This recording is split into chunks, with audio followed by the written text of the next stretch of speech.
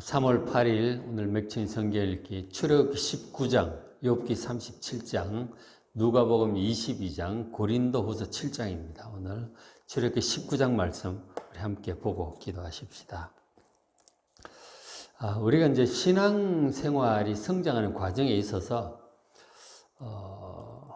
기도를 하고 어려운 일이 있을 때 기도를 하고 응답받는 이 체험이 참 중요합니다. 그것을 통해서 하나님이 과연 살아계시고 내 기도를 들으시고 도우시는구나, 그런 것을 경험을 하게 돼요. 믿음이 자라는 거예요.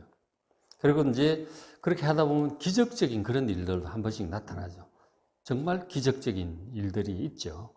그런 경험도 필요하고, 그리고 이제 또 하나 필요한 것이 꿈이나 환상을 통해서 하나님의 어떤 모습을, 예수님의 모습을 이렇게 본다든지 혹은 음성을 듣는다든지 그런 영적인 경험도 필요해요. 은사들을 통해서, 환상이나 꿈을 통해서, 영적인 경험을 통해 하나님의 어떤 경험을 하게 되는 것이죠. 나한테 도움이 되는 그런 것을 떠나서 하나님의 음성을 듣는다든지 모습을 본다든지 그런 것들을 하게 되죠. 영적인 경험인데, 그런 영적인 체험이 신앙생활에 아주 유익합니다. 하나님을 경험하는 것이죠. 이스라엘 백성들이 노예 생활로 힘들 때 하나님께 기도를 하잖아요. 하나님께 들으시고 그 모세를 보내주십니다. 그래서 그 기도의 응답으로 하나님의 큰 기적적인 능력들이 나타나요. 그래서 이제 애굽을 탈출을 하게 된단 말이에요. 놀라운 일이죠. 홍해바다 막 갈라지고 그런 까지 경험을 하잖아요.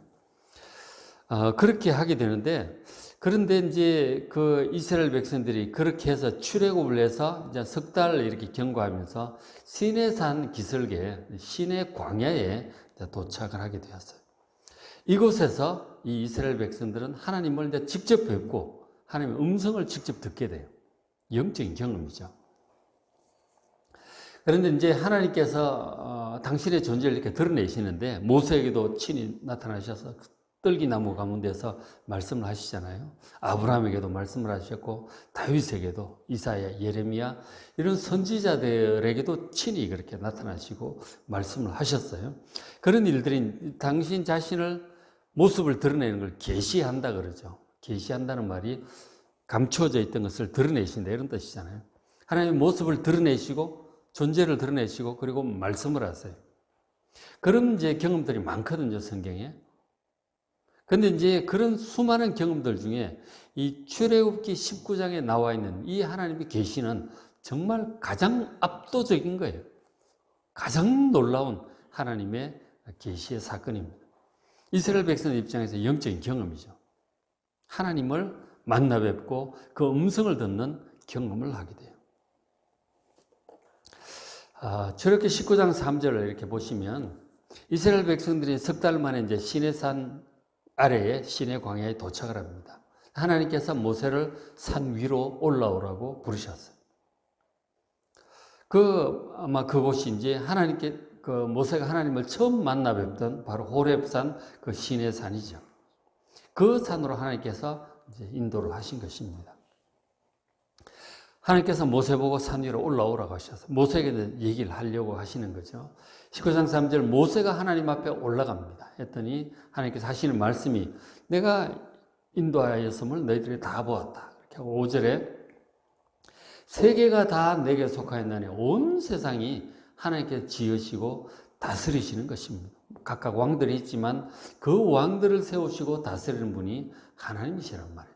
온 세계가 다 내게 속하였나니, 온 세계 주인이에요.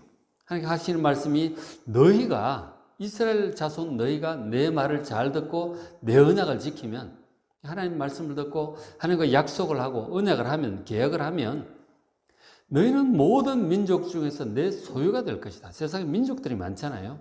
지금 이스라엘 백성들도 아브라함의 후손으로, 야곱의 후손으로 200만 규모의 이제 민족이 되어서 탈출을 했단 말이에요.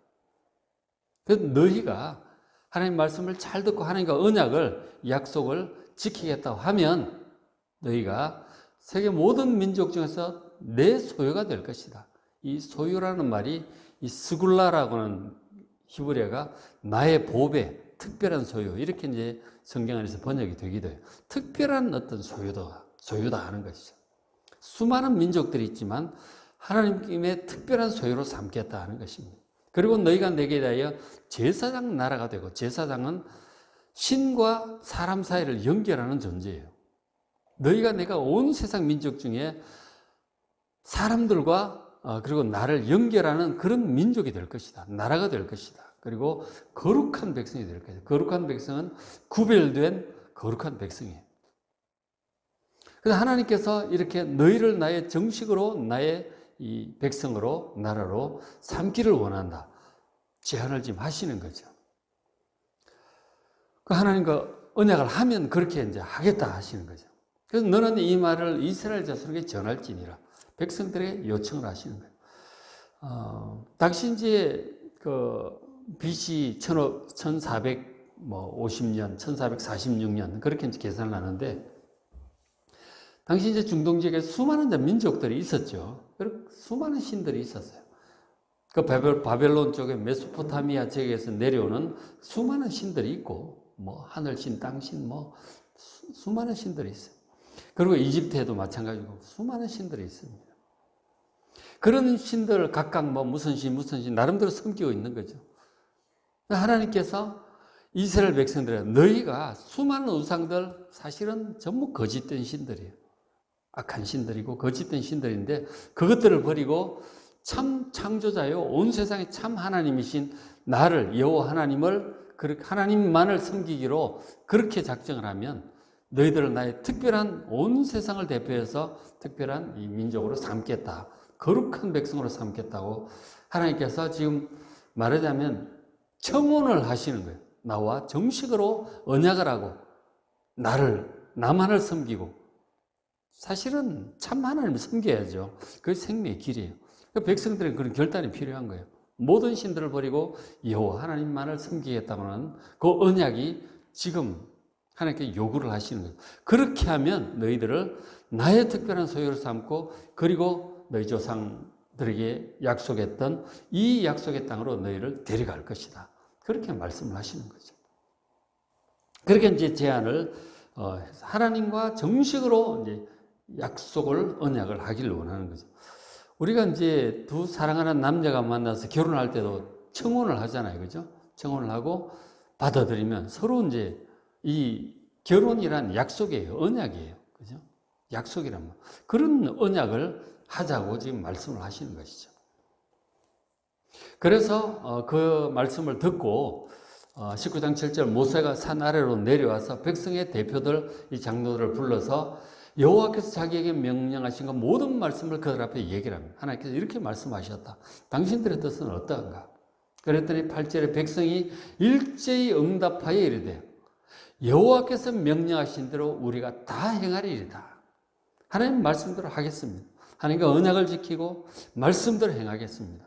백성들이 기꺼이 그렇게 하겠다고 하나님의 청혼을 어떻게 보면 받아들이는 거죠.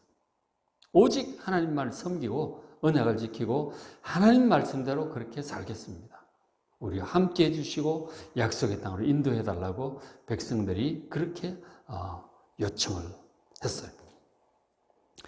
하나님께서는 사람들의 뜻을, 의사를 굉장히 존중하는 분, 인격적인 분이에요. 강제로 이렇게 막 하지 않습니다. 자발적인 것을 원하시죠. 강제로 그렇게 하는 것을 원치 않으세요. 뭐든지 하나님은 뜻을 이제 물어보시는 거죠.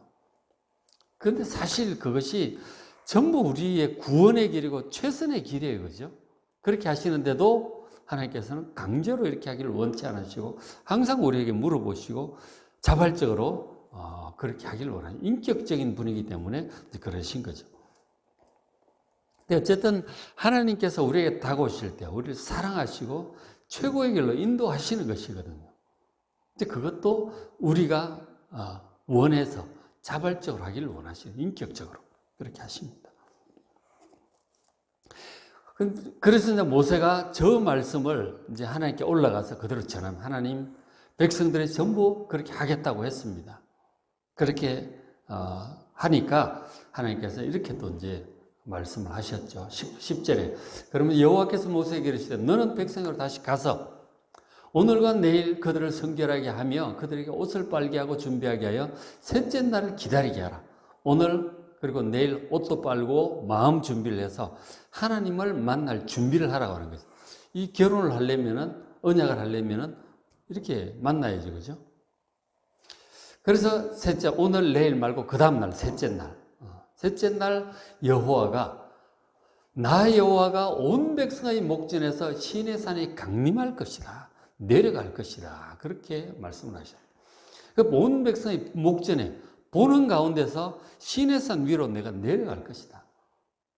하나님은 거룩하신 분이라 이 마음 준비가 필요해요. 옷도 빨고 여인도 가까이 하지 않고 그렇게 하면서 하나님을 만날 준비를 하게 하셨어요. 모세가 내려와서 백성들에게 그 말씀을 그대로 전합니다. 그래서 백성들이 준비를 해요. 옷도 빨고 하나님께서 내려오신대. 우리 조상들의 하나님, 출애굽의 하나님, 홍해바다를 갈르신 그 하나님, 만나를 주신 하나님께서 시내산으로 친히 내려오신대. 그리고 다 얘기를 해서 준비를 합니다. 자, 셋째 날 어떻게 되었을까요? 셋째 날, 16일 날, 셋째 날 아침에 우울의 천둥 소리죠. 그리고 번개가 치고 산 위에서 난리가 났습니다. 그리고 빽빽한 짙은 구름이 산 위에 있고, 그리고 나팔 소리 같은 소리가 막 들립니다.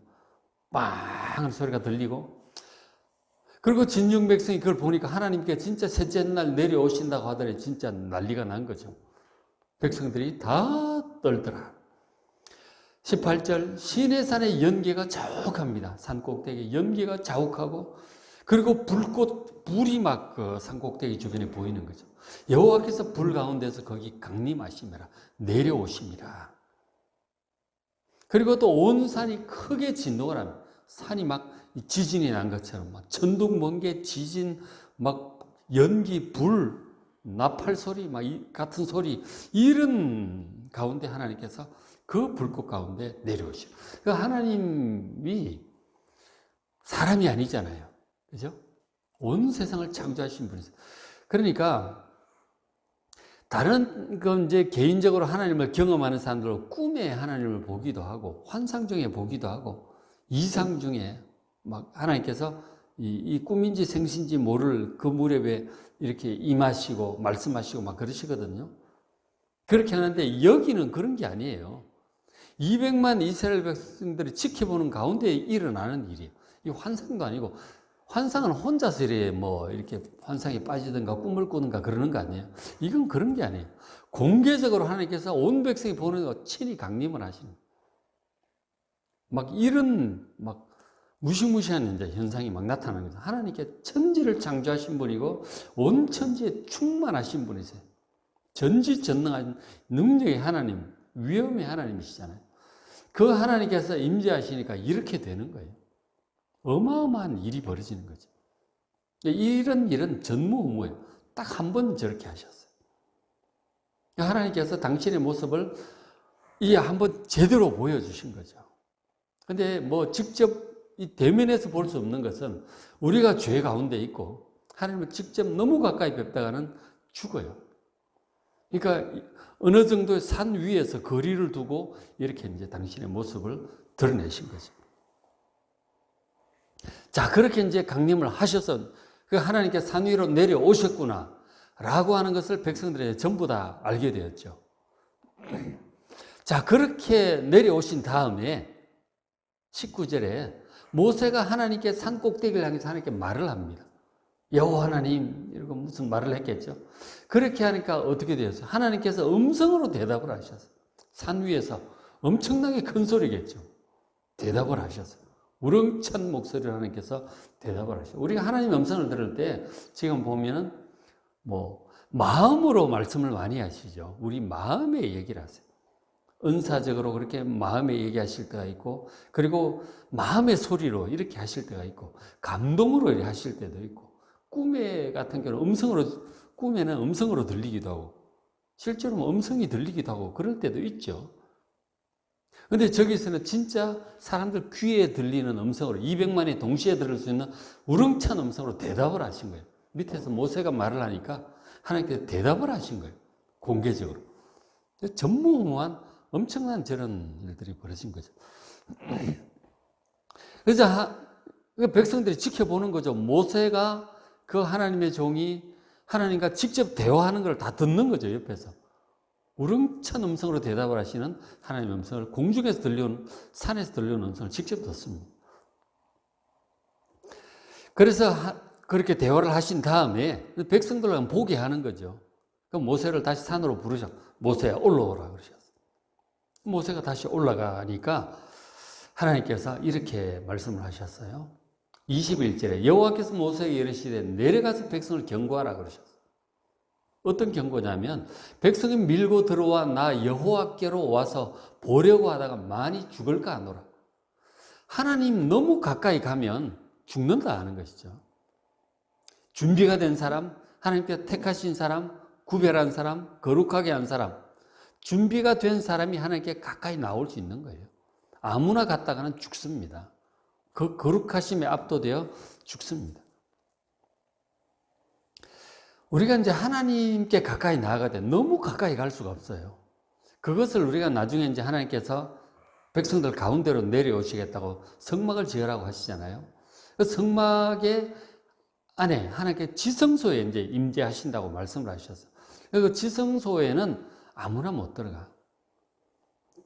그러니까 성막 안으로 들어가면 이제 번제단이 있잖아요. 거기서 제물 번제를 드려서 죄 씻음을 받고, 그리고 앞에 물두멍에 손을 씻고, 그리고 휘장을 열고 들어가면 성소예요. 그 촛대가 있고 진설병이 있고 이제 분향단이 있죠. 그런 것들이 이제 분향단은 기도를 상징하고 생명의 떡과 뭐 빛과 이런 것들이 있죠. 그런 것들을 거쳐서 그 다음에 휘장을 또 하나 열고 들어가야 돼요. 그 휘장이 지성소로 들어가는 휘장인데 두께가 막 10cm 가까이 돼요.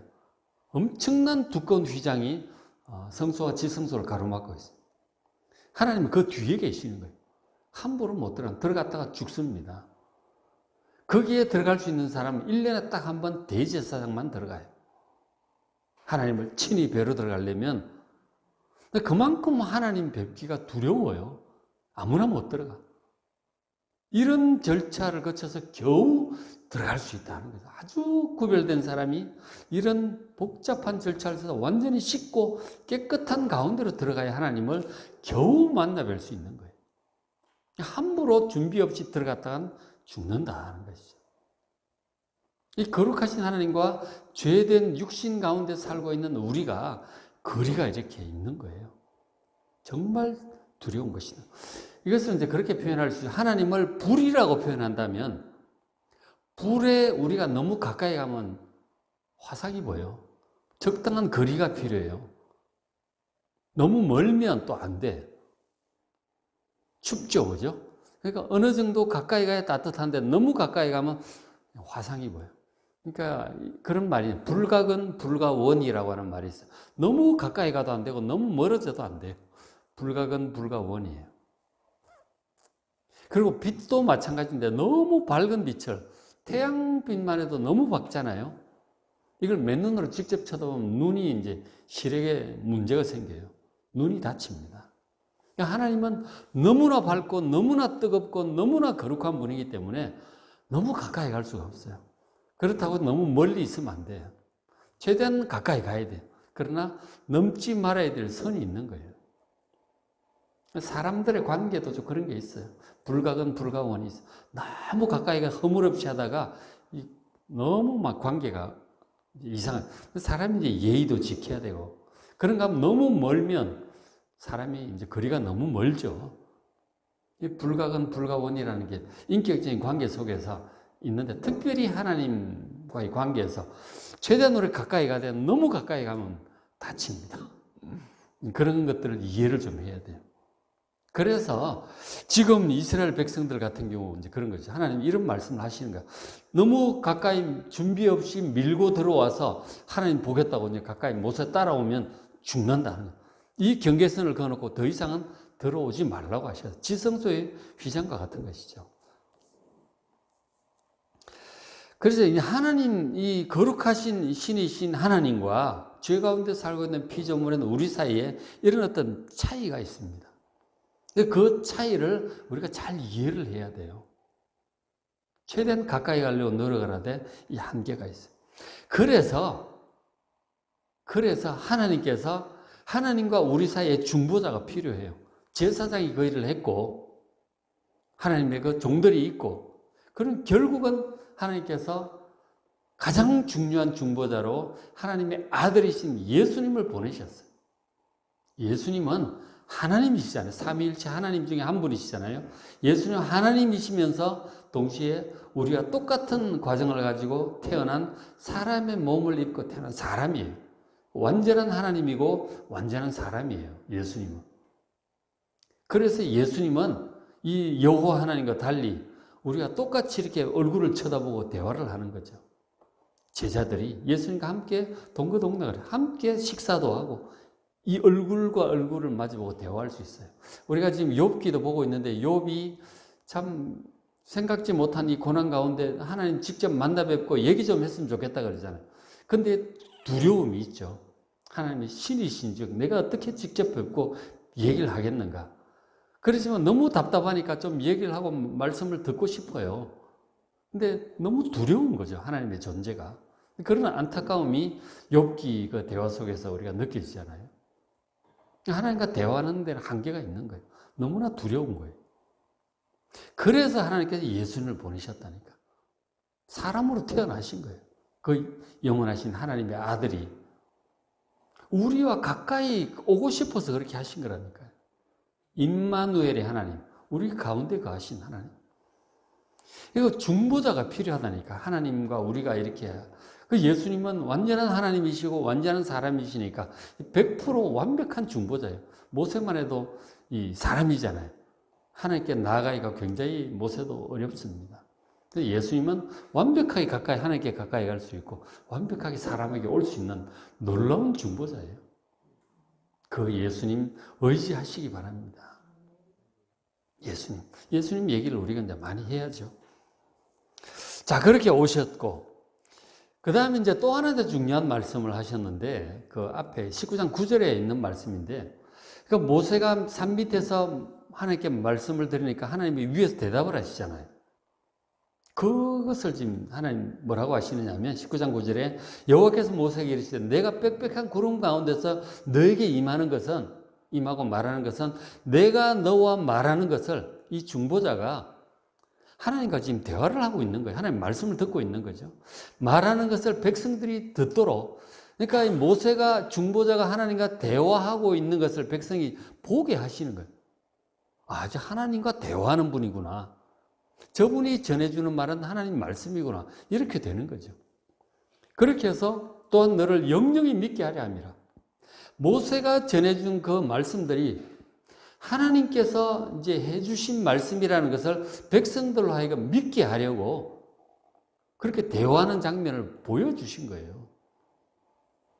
그래서 이제 하나님께서 20장에 넘어가면 공중에서 십계명을 직접 선포하시잖아요. 근데 백성들이 십계명 듣고 났더니 더 이상 직접 들을 수가 없는 거예요. 두려워서. 그래서 모세에게 부탁을 합니다. 당신이 올라가서 듣고 나머지를 우리에게 전해달라고. 그 모든 것을 하나님 말씀으로 우리가 분명히 알고 믿고 따르겠다고 그렇게 얘기를 합니다. 왜? 직접 듣는 게 너무 두려우니까. 그래서 모세가 올라가서 나머지 말씀을 듣고 내려와요. 십계명만 백성들이 직접 들었고 나머지 그 21장부터 24장 앞부분까지는 중요한 이제 하나님 율법들의 말씀을 해주세요. 살인하지 말라는 것에 대한 좀 더 자세한 규정들, 간음하지 말라고 하는 좀 더 자세한 규정들, 하나님께 예배에 관한 좀 더 자세한 규정들, 그걸 언약의 말씀들이에요. 21장, 2장, 3장, 4장까지. 그 모세가 전해준 이 하나님의 말씀을 하나님의 말씀임을 백성이 믿을 수 있도록 그렇게 대화하는 장면을 보여주신 거라니까요. 이것이 이제 다른 선지자들에 대해서도 마찬가지입니다. 그러니까 사무엘을 통해서도 말씀을 하셨고 다윗을 통해서도 이사야, 예레미야를 통해서도 하나님께서 그렇게 말씀을 하셨어요. 선지자들은 특별히 여호와께서 가라사대 그리고 쭉 말씀을 하잖아요. 우리가 이사야, 예레미야 선지서를 보지만 전부 하나님 말씀 맞아요. 그것을 믿게 하기 위해서 이런 장면들을 보여주신 거예요. 그러니까 선지자들이 전해준 말씀, 하나님의 말씀이 분명하다는 사실을 여러분 믿으시길 바랍니다. 하나님 종들을 통해서 말씀하세요. 왜? 백성들이 직접 듣기를 두려워하니까 그렇게 하시는 거예요. 그 말씀들이 어디에 있어요? 전부 구약 성경이에요. 선지자들이 전해준 여호와 하나님의 말씀, 이 구약 성경이 전부 하나님의 말씀임을 여러분 확실히 믿으시길 바랍니다. 그리고 우리의 중보자 하나님의 아들 예수 그리스도께서 오셔서 우리에게 전해준 말씀들, 그게 사도들이 전해준 예수님의 말씀들이죠. 이 하나님의 아들의 말씀, 그리고 성령의 계시를 통해서 전해준 이 사도 바울 서신과 뒤에 요한계시록, 이런 말씀들, 이 모든 신약 성경의 말씀들, 신구약의 모든 말씀이 삼위 하나님께서 우리에게 해주신 이 중보자들을 통해서, 이 선지자를 통해서, 사도들을 통해서 전해준 삼위 하나님의 말씀임을 믿으시기 바랍니다. 그 말씀을 믿고 순종해야 우리가 구원의 완성의 날까지 새하늘과 새 땅에 이룰 수 있는 것입니다. 그 말씀을 잘 믿고 따르는 여러분 되시길 바랍니다. 자, 오늘 맥천성 읽기 출애굽기 19장 보시고 욥기 37장, 누가복음 22장, 고린도서 7장이에요. 말씀 읽고 은혜 받으시기 바랍니다.